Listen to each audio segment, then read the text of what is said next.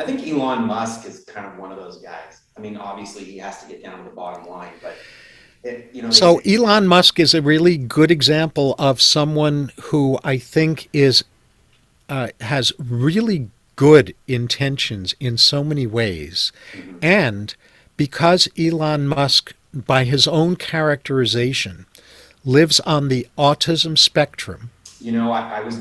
I was gonna say that, and I was trying to think in my head, how do I politically correct? How do I actually say it? And I'm glad you said it because I think that there's a part of that. Go ahead. I think I was literally Yeah, thinking, he recognizes this. This is yeah, not something I've decided about him. This is yeah, something that I have noted that he has said about himself. correct.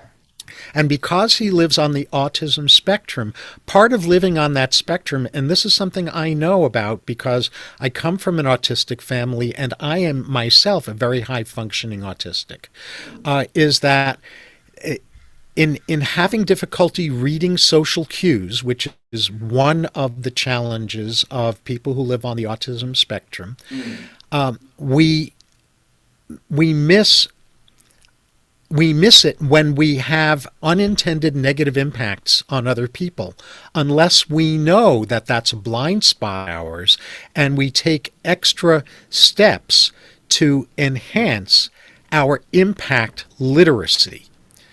So that's one challenge. The other challenge is, for those of us who live on the autism spectrum is that our internal creative world is far more engaging for us than the external world is.